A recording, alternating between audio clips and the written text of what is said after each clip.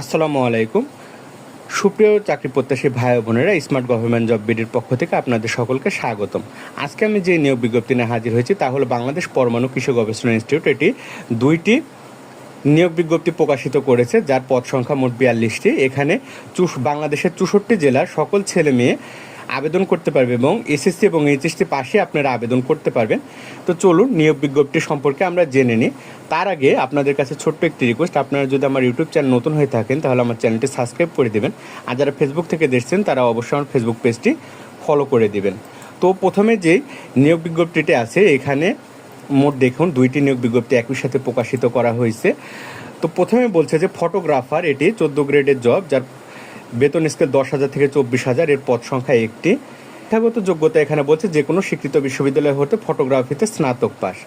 পরেরটি বলছে উচ্চমান সহকারী, এটি 14 গ্রেডের জব, এর বেতন স্কেল 10,000 থেকে 24,000, পদ সংখ্যা 3টি। শিক্ষাগত যোগ্যতা বলছে যে কোনো বিশ্ববিদ্যালয় হতে স্নাতক বা সমান ডিগ্রি এবং কম্পিউটার চালানো অভিজ্ঞতা। পরেরটি বলছে ড্রাফটম্যান, এটি 15 গ্রেডের জব, বেতন স্কেল 9,700 থেকে 23,000 পর্যন্ত, এর পদ সংখ্যা 2টি। শিক্ষাগত যোগ্যতা এখানে বলছে যে এসএসসি পাস করলে হবে এবং ড্রাফটম্যানশিপে 2 বছরের ট্রেড লাইসেন্স থাকতে হবে। পরেরটি বলছে ডাটা এন্ট্রি অপারেটর, এটি 16 গ্রেডের জব, এর বেতন স্কেল হচ্ছে 9,000 থেকে 22,000, পদ সংখ্যা 2টি। শিক্ষাগত যোগ্যতা বলছে যে স্বীকৃত বোর্ড হতে উচ্চ মাধ্যমিক মানে এইচএসসি পাস করতে হবে এবং কম্পিউটার এর ডাটা এন্ট্রি টাইপিংয়ের ক্ষেত্রে বাংলা এবং ইংরেজিতে 20 গতিসম্পন্ন হতে হবে। পরের যেই নিয়োগ বিজ্ঞপ্তি এখানে দেখুন, এখানে বলছে যে পদের নাম বৈজ্ঞানিক কর্মকর্তা, এটি হচ্ছে 9ম গ্রেডের জব, এর বেতন স্কেল 22,000 থেকে 53,000, এর পদ সংখ্যা 29টি। তো এখানে কৃষি 25টি, কৃষি প্রকৌশলী 2টি এবং কৃষি অর্থনীতি 2টি, এভাবে ভাগ করা হয়েছে পদগুলো। শিক্ষাগত যোগ্যতা এখানে স্বীকৃত বিশ্ববিদ্যালয় হতে কৃষি বা কৃষি প্রকৌশলী বা কৃষি অর্থনীতি বা ইলেকট্রিক্যাল অ্যান্ড ইলেকট্রনিক ইঞ্জিনিয়ারিং বা ফলিত পদার্থবিজ্ঞান হতে এখানে 4 বছর মেয়াদী স্নাতক ডিগ্রি চাওয়া হয়েছে এবং শিক্ষা জীবনে 2য় শ্রেণী বা 2য় বিভাগের সমতুল্য থাকতে হবে। তারপরের পদটি বলছে ফার্ম ম্যানেজার, এটি রাজস্ব বা স্থায়ী বা অস্থায়ী পদ, এর 9ম গ্রেডের একটি জব, বেতন স্কেল 22,000 থেকে 53,000, এর পদ সংখ্যা 2টি, একটি স্থায়ী একটি অস্থায়ী পদ। তো শিক্ষাগত যোগ্যতা এখানে বলছে যে স্বীকৃত বিশ্ববিদ্যালয় হতে কৃষি বিজ্ঞানে 2য় শ্রেণী বা সমান সিজিপিএ 4-এ 4 বছর মেয়াদি ডিগ্রি এবং শিক্ষা জীবন এখানেও বলছে যে 2য় স্তর বা সমান সিজিপিএ থাকতে হবে। 3 নম্বর এখানে বলছে যে সহকারী পরিচালক অর্থ, এটি 9ম গ্রেডের জব, বেতন স্কেল 22,000 থেকে 53,000, পদ সংখ্যা 1টি, এরও শিক্ষাগত যোগ্যতা স্নাতক সম্পন্ন করতে বলছে। 4 নম্বর এখানে বলছে পদের নাম সহকারী পরিচালক হিসাব ও অর্থ, রাজস্ব অস্থায়ী, এটা বেতন গ্রেড 9ম স্কেল এবং বেতন বলছে এখানে 22,000 থেকে 53,000, পদ 1টি। স্বীকৃত বিশ্ববিদ্যালয় হতে এটা স্নাতক বা সমান বলছে এখানে কোথায় ব্যবসায় প্রশাসন বা হিসাব বিজ্ঞান বা ফাইন্যান্স 2য় শ্রেণী বা সমমানের 4 বছর মেয়াদী স্নাতক ডিগ্রি থাকতে হবে। 5 নম্বর বলছে অডিট অফিসার, এটা রাজস্ব স্থায়ী, 9ম গ্রেডের একটি, 22 গ্রেড থেকে 53 গ্রেড, পদ সংখ্যা 1টি। এটির যোগ্যতা বলছে যে হচ্ছে বাণিজ্য অনুষদ থেকে 4 বছর মেয়াদী স্নাতক ডিগ্রি থাকতে হবে। তো চলুন দেখে নিই আপনারা কীভাবে আবেদন করবেন। তা আবেদন করার জন্য আপনাদের bina.teltok.com.bt এই ওয়েবসাইটে ক্লিক করে আপনাদের আবেদন করতে হবে। আবেদন করার জন্য আপনাদের বলছে যে 18 থেকে 32 বছরের মধ্যে হতে হবে।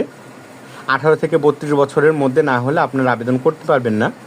তো এখানে আবেদন পূরণের জন্য এখানে বলছে যে আপনাদের ছবি এবং সিগনেচার লাগবে। তো স্বাক্ষরের জন্য 300x80 পিক্সেল এবং রঙিন ছবির জন্য 300x300 পিক্সেল সাইজের হতে হবে এবং ফাইল সাইজ সর্বোচ্চ 100 কেবির মধ্যে হতে হবে, তাছাড়া আপলোড হবে না।